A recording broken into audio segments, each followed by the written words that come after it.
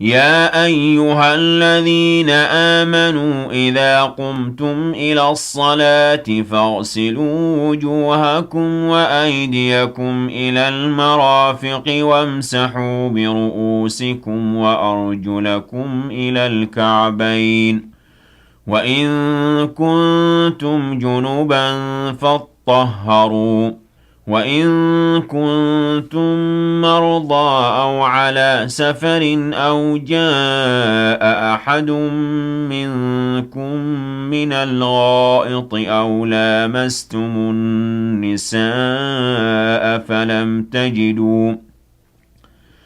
أو لامستم النساء فلم تجدوا ماء فتيمموا صعيدا طيبا فامسحوا بوجوهكم وأيديكم منه